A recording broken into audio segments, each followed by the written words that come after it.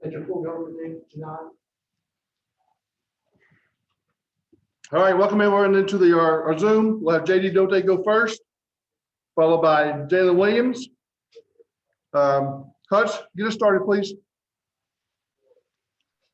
Yeah, JD, what do you remember about playing Oral Roberts back during non-conference play, and what are the kind of the keys in this upcoming game?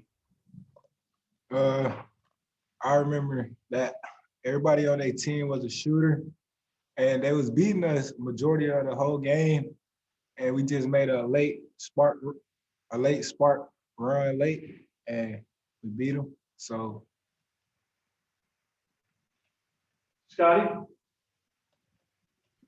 JD, Devo played some really strong defense in you guys' first two games. And then I think he denied Mac McClung in the last minute. I don't think McClung touched the ball in the last minute. Just what makes, in your opinion, Devo such an effective, on-ball defender? He's just in your personal space the whole game, and he just there. Like, he just aggravating you. So, I mean, that's just frustrating for other players.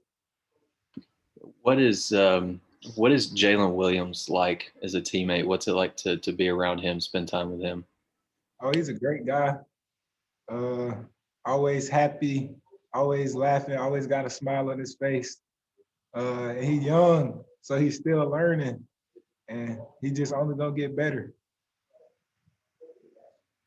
Bob Hope. Hey, JD, how you doing? Hey, you guys started 3 freshmen the other day, and I know, Jalen and Devo have been playing a lot the latter part of the season, but what did you think about starting being on a team with 3 freshmen, and they all came through with pretty big games? What do you think of those guys as a trio? What they did in such a big game, and kind of what they've done all season? It just shows you how special they are, and they just hoop. And then you guys have been falling behind. You mentioned the ORU game. That was one of several. You guys fell behind by double digits, but you came back and won. You did it in both these NCAA tournament games. What do you think it is about this team that it falls behind, but then most of the time it finds a way to come back and win? Just goes to show you how resilient we are. We don't want to be getting down in these games, but I mean, sometimes it happens. So it just shows you how much fight we got and how competitive we are. The fact that you've been able to overcome so many, double-digit deficits, does that give you guys confidence that, hey, you get down by 14 to Colgate, you get down by 10 to Texas Tech, but you don't panic because you've been there and you've come back before? Oh yeah, for sure. We always think we in the game no matter how much we down. We know it's not a 10-point play, a 14-point play, but we just go chip away, chip away, chip away. Okay, I got a couple more, but I'll turn it back to Mike if time allows. Thanks, JD. Tom Murphy. JD, have you guys studied the tape of ORU's 2 tournament games? And if you could talk about their personnel a little bit, trying to slow down the Obmas and just what they look like to you in the postseason. Their 2-man game is phenomenal. Just Atmos or Obano, like they're both shooting the ball very well. They both averaging like 28 plus in this tournament throughout the 2 games. So it's going to be a tough task to stop them too, but we're up for it. Steve Sullivan. Hey, JD, you talked about Devo. I want to know, when you go out at him in practice, does he lock you up, or how does that go between you and him? Man, I don't know. I don't know how to answer that question. Well, how does it go usually? Just be honest as far as when you go up against him. I mean, back when we was going live at practice, I mean, it was just whoever day it was. Sometimes he'll get a stop, sometimes I'll score on him. All right, and then talk about just the confidence coach has on you at the end of a game to clear everybody out and let you create. I mean, that just goes to show the work that I put in and the confidence that my coaching staff and my teammates have in me. All right, thank you, buddy. Curtis? Hey, JD, obviously you guys have been doing a lot of things really well to still be playing at this point, but do you feel like there's another level that you guys can still go to, and what are maybe some areas you can improve on heading into the weekend? Oh yeah, for sure. There's still some areas we can improve on.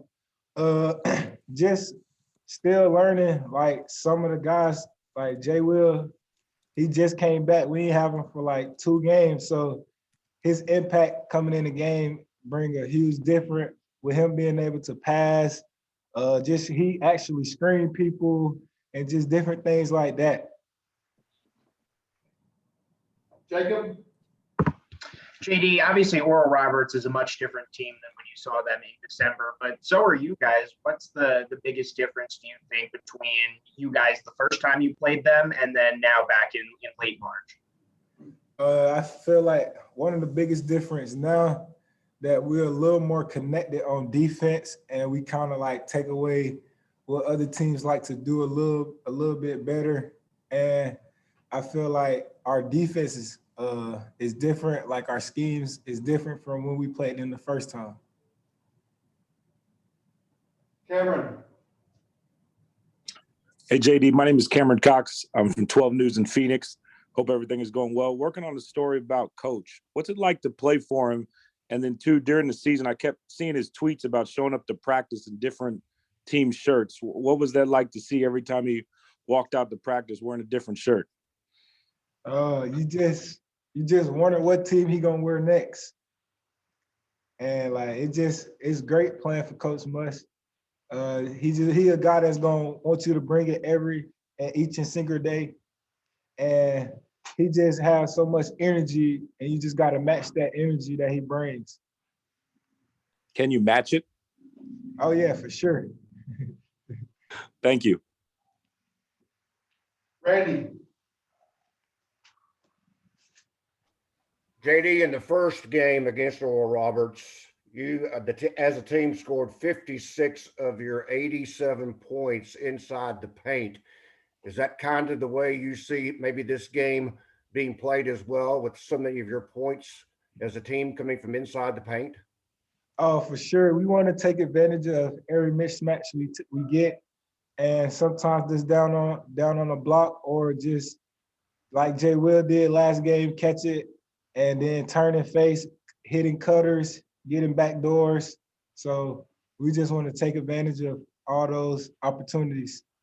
You played 2 different teams in the tournament with different styles. Texas Tech was a grinded game, and Colgate was pretty much up and down.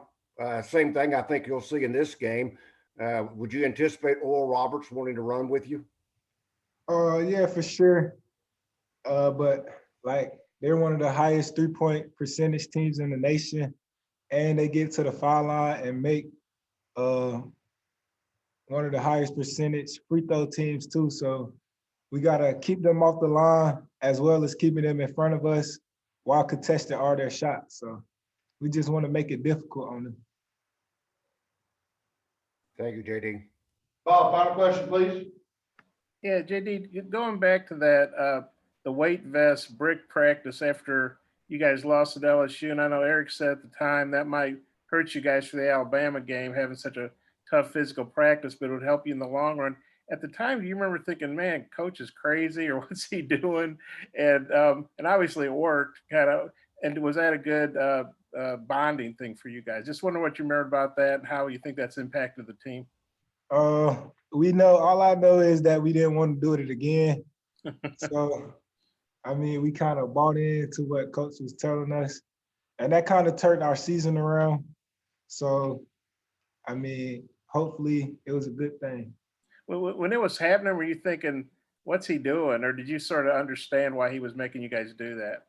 I kind of sort of understood why he was making us do it. Okay, thank you. Thanks, JD. Appreciate your time. Appreciate it.